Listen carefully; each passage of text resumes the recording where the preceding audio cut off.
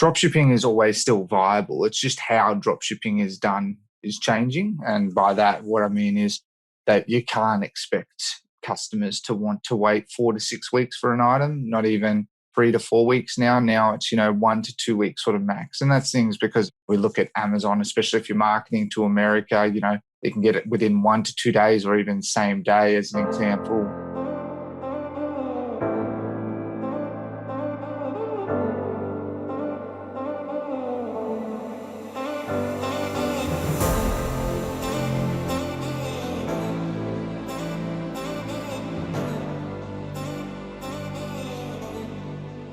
Hi, we're back. This is Ariel Ben Solomon with season 2 of Ecomhunt's podcast with the top influencers in the dropshipping niche.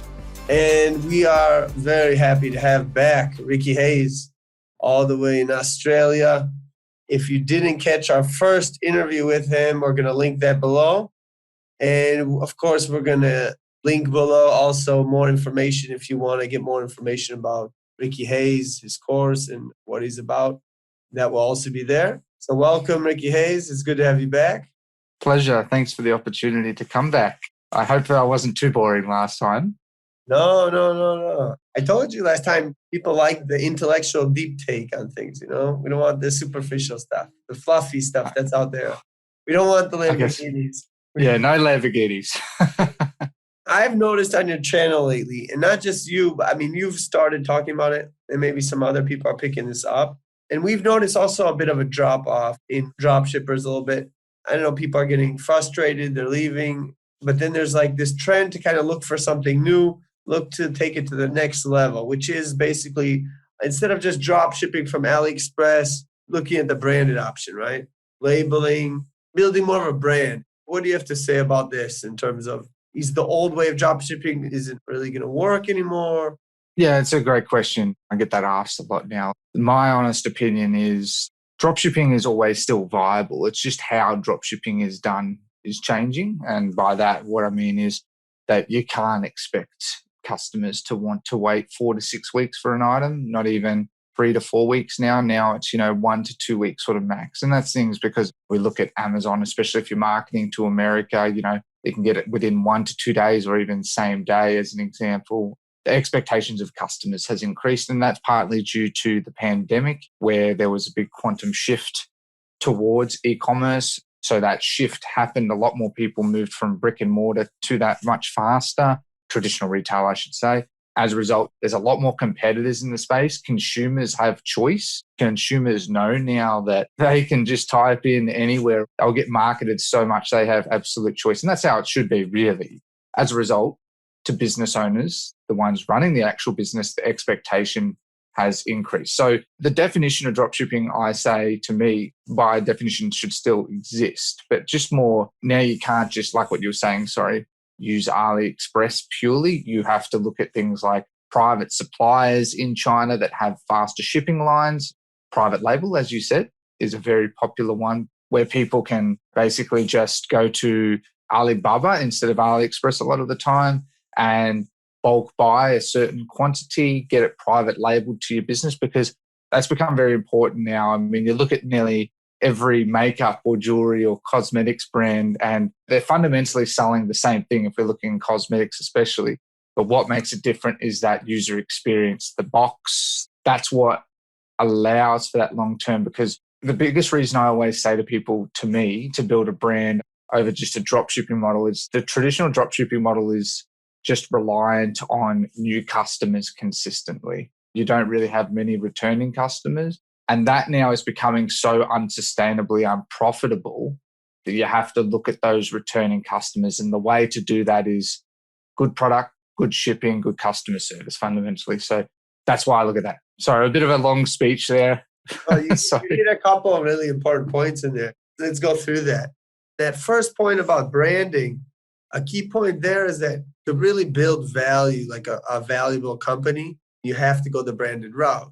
If you're not going to brand stuff, you're going to be stuck at a very low level, at a very basic level, right? You look at any of these Gymshark or all these, that really went to the next level. You had to have that branded experience, like you're saying. That's interesting in terms of the branded.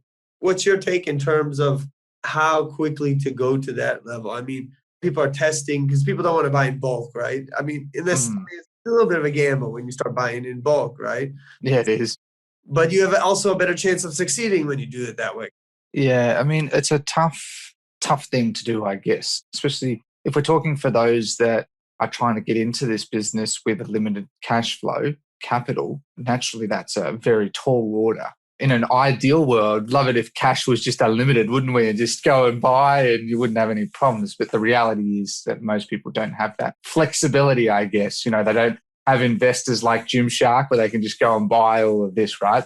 How I normally do it, if I'm honest, is I do stick with the traditional dropshipping model initially. So what's most important to me is validating a product, to actually know that the product sells. So the first 5, 10 orders, if I like a product, to compare apples with apples, let's say a brand new store and I was testing some new products, let's say in the dog niche, I would find the product I like, I would market it, see if I can get sales, see if I can get consistent sales and see if the sales are at least break even. If I'm losing a little bit as well, that's fine because I'm testing the waters in relation to how I fulfill them. What I've done historically, although many people say it's somewhat unethical and it's not ideal, is a lot of the times I've emailed the customer saying, look, we're sorry, we've actually out of stock. Can I give you a refund?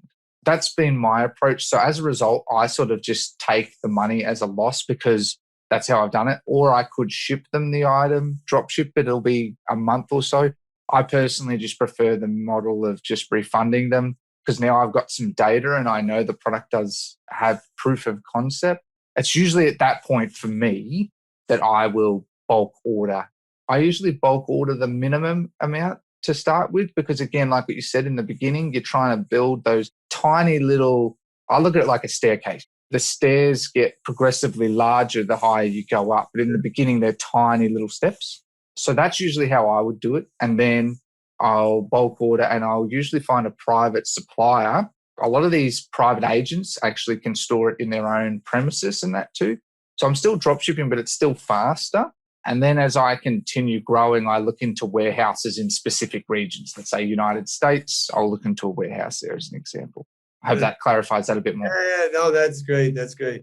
When you're at the beginning there's other people that do it that way as well, just to test the waters, give the refund instead of dealing with the hassle of fulfilling those.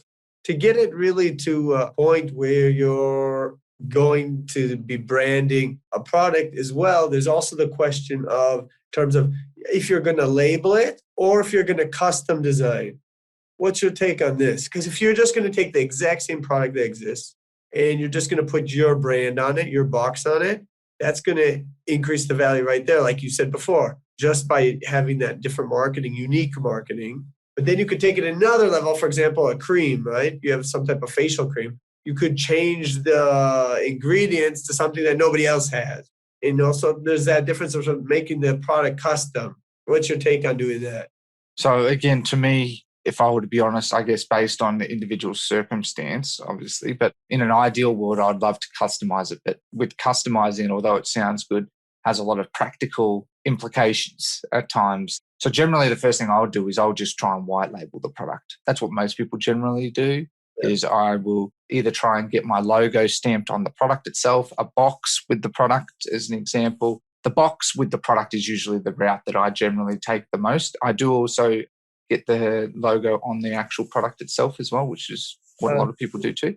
Once I'm able to get them consistent sales, that's when I'll look at how can I physically improve this product. So to me, I generally try and actually get feedback from my audience. And then as you say, based on that feedback, I then look at actually how I can improve it, use better material, better packaging, whatever the scenario may be. You are entirely right because taking it that next level makes the product even more unique. I always urge people to try and go to those levels because the more unique it is, the less people doing it, the less saturated, the more opportunity you have. I know it's more work, but nowadays it's just sort of one of the things that's very important to try and stay ahead of the competition at least. Yeah, and it's kind of a stepping stone, like you said. First, you test it without any branding. Then you test it with the label boxing branding. And if that works, then you can go to the next level, which is make it unique. In the end, even when you're labeling it, they don't know I mean, it's basically the same. There could be a lot of, It is. yeah, a lot of the same products and just different brands. And this is kind of getting into Amazon. It's like drop shipping is turning into Amazon FBA is all about the branding, right? And buying in bulk. And then this is kind of going in the same direction, right? Yeah, fundamentally is. It very much models what Amazon's sort of been doing for the dropshipping community very much. Especially the reason that for those wondering why it's been like that for so long with Amazon is because it's a marketplace where there's hundreds of thousands of sellers all fundamentally selling the same product. What differentiates you from A, B, C, D, E, F, G is your unique messaging, your unique brand, your unique experience.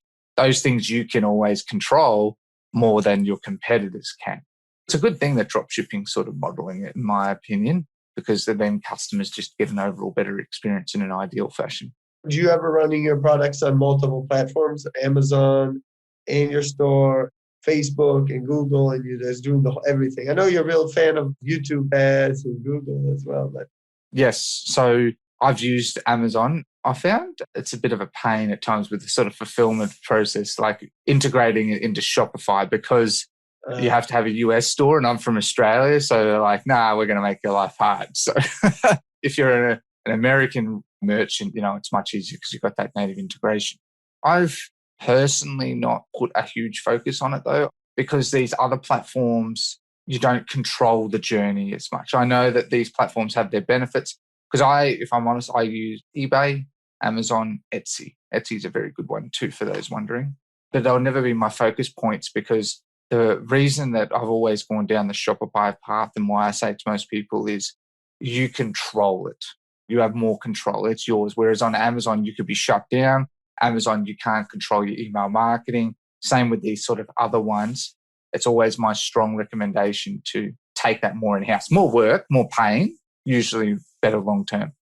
Yeah, so if we're talking about the pluses and minuses of going in the Amazon direction first or the Shopify direction, you're making some good points here. So to clarify what you're saying basically you go with your own Shopify, your own store, you're controlling all the data, you own the customers, you're building your own email list, and you're going to be able to remarket them with SMS, email, whatever you want. On Amazon, you don't control your customers. It goes through Amazon. And so you aren't really building anything in the end. Because, if you're only on Amazon, it's like, what do you own? What's your asset? I guess you have this product, but you don't have anything to show. If you want to sell your business, it seems harder to sell it, right? You're exactly right. And actually, that's probably the final point you said there to me is probably actually the most important one to me, selling your business. I'm a big advocate for, I like to grow a business, get it valued, and then, sell it. People make millions upon millions of dollars that method. And it's a real legitimate way of making a lot of money. And I love it. With Amazon and Etsy and that, how can you really value that? You're basically just a merchant in a sea of merchants. Whereas Shopify, as you said, it can be quantified because it's yours and that list. People pay a lot of money just for email lists because, for instance, I consistently see what drives a lot of my business sustainability now is email marketing. Generally, I sit at about 30, 40%. My overall revenue is just from email marketing because once you've built that relationship with a customer and it was a good experience, whatever that experience may have been, they've gotten a good product, good service, good shipping times, those are the three pillars to me, then people will generally buy from you again because it's the first purchase that's always the hardest to get. People are dubious. So look at anything in life, we're always dubious. You put $1 on any transaction and that paywall and people get scared. To some extent, that's just human nature. But once broken through that, that's where things like an email list, like what you said, for remarketing is just absolutely invaluable. And the best part is once it's set up and it's consistent, it's just basically just liquid gold. Instead of you paying $15, $20 to acquire a customer, you paying nearly nothing. You're just paying for the email marketing software to do the work for you. That's what I love about it. And it becomes free money at some point. I have a store that I turn off all the ads, all the Facebook ads. And then you just have the email marketing and the SMS and that kind of stuff in your Facebook group. And then just that, you're generating some sales. Not as high as it would be with Facebook, but still there's stuff churning without any Facebook. Yeah, you make a good point there. It's always important that I should add that it should never be 100% reliant on your email list because at some point that will sort of dry up. You always need that fine combination between new customers and existing customers. Existing customers we love because it's liquid gold and they usually spend more the second, third, fourth, fifth time. But you also need those new customers coming in to help feed that, because over time, you can't be reliant on a certain pool of customers to just sustain your business forever. It's just not sustainable. Another difference I would say, when we're talking about Amazon and Shopify, Amazon, like you said, it does make it much easier because you don't have to do the ads. You don't have to create these ads. All this Facebook, it can be quite tedious and time consuming, and changing the ads and testing ads and A/B testing. And Amazon, you just throw it up there. Everyone has the same white background. And so it's very simple in that way. And they have a lot of traffic. So if you can get onto certain keywords there, then you can, I guess, do well. I mean, but I think the fees also can bite into the profits there. I've personally never done PPC on Amazon, if I'm perfectly honest. I imagine it's much like, let's say, doing Google ads, where basically you set up a campaign, keywords, and you bid. It does have its perks. I'm not against Amazon personally. My preference has always just been the more you can take things in-house, the better. Amazon definitely has its perks for sure, and a lot of people make still a lot of money there. The problem is that the people making a lot of money are already so well solidified. New players coming in, it's like the expectations are 1,000 times harder. And so that's another reason I prefer Shopify, because you have a lot more control. You don't just have to rely on Facebook ads, like you said. There's a lot of people getting a lot of money from, alternative traffic sources, whether it is Google, whether it is YouTube, whether it is SEO, influencer marketing. Talk a lot also about blogs, like creating blogs and then top 10, whatever. I find blogs are exceptional, both paid blog posts. So I do a lot of those where I pay someone in the dog niche to include me in a link as a linking strategy, as well as having your own and those whole top 10, because that's what sort of we look for, don't we? I mean, even though we know people who are in the business, we know that all of that is basically sponsored content. We still... Yeah, exactly. It's a funny thing, isn't it? We know that because we're marketers and businessmen, but to the average Joe Blow that, doesn't have any interest in our world, to them, that's just a normal part of life. Like I still do it where, top 10 streaming services, and you'll find like 20 articles telling you what their recommendations are. And people look at those very seriously because it's giving value and people buy into value, rather than just people, I find, don't like to be sold straight out the gate. Naturally, we don't like that hard salesman saying, buy my product now. So that's why blogs work very well, because it's sort of that soft selling. People build that trust and rapport, and then it just sort of works from there. I see many people actually, from what I see, that are just purely just doing blog promotions, and that's their entire traffic source, and it works very well for them. I mean, look at how now we're starting to see the rise of people doing a lot of payments to, I can't remember what agencies or whatever you call them, but to get promotions on Yahoo, on Fox News. They have such a great traffic source, and it's such a soft way of selling that you get an extremely good conversion rate from those. Okay, let's move to the last subject I wanted to get on with you, is to get some insight into the new Debutify, the latest update. It's Debutify 3, right? Correct, yeah. So we're technically, as of today, Debutify 3.02, just some improvements, I guess, so to speak. What's the upgrade? I know there's all these options. Would you choose this theme and this theme? Or should you go with like Zipify or this or that? How does Debutify compare in terms of that? Yeah, I mean, it's a great question. To break down your question, first and foremost, to go from 2 to 3 was basically to restructure the entire baseline of the app in terms of smoother experience, basically is what I'll put it down to, smoother experience as well as faster speeds. 2.0 seemed that the way that it was, the base was, it had its limits in terms of speed, because the most important thing really now in a theme is basically, is it fast and is it mobile optimized? And so really wanted to, in the new version, make sure that that's just pretty much the entire focus, because if people have to wait an extra second, that's a lot of potential sales lost nowadays. And so it was just a necessary upgrade there. One of the things I wanted to do as well is have a theme that's a lot more versatile. And what I mean by that is a lot of people have a lot of products on their store. I personally have, well over 200 different SKUs on any given store, individual stock keeping unit SKUs for those who aren't aware. And to me, it's just really important now to have a lot of flexibility and choice. And what I mean by that is, for instance, if you have multiple products you're drop shipping, you might have different shipping times naturally, depending on different suppliers and the back end requirements. So, have an option where people can customize it per product. That's interesting. I didn't know about that. We're still working with building out the better marketing so people are more aware of that. So that's an area we have to fix. But anyway, basically what my focus is giving customer choice as to how they can customize it to their own unique wants and needs quickly and easily, because that's how I would want it. And that's how I sort of need it, because I personally use it and I find it works very well. And so I use it also to give a lot of feedback, because that's the benefit of what you were saying, like with landing page builders. Complete customization tailored to a specific product. And basically, I wanted to be able to build a landing page as a thing so that people can have a lot of products without having to spend ages, because building landing pages historically for a lot of people has taken a long time. I wanted to sort of bridge that gap as well, where you sort of have that landing page that already mostly done for you on wide scale of products, but also still being able to customize it quickly and easily. That's really sort of the end goal. I will still always say to people that, landing page builders are absolutely fantastic for if you're scaling really high, because you 100% control the journey. But Beautify does 98% of the work. It's sort of what I want to see. And at the end of the day, try and save people some money on having to have a million apps, because I hate having a million apps because it's a waste of your time. Waste of time. And the million apps slows you down too. Once you start adding on those apps, they're adding on money and they're slowing things down. You don't realize, I don't know, best to keep, if you're on the apps, to a minimum.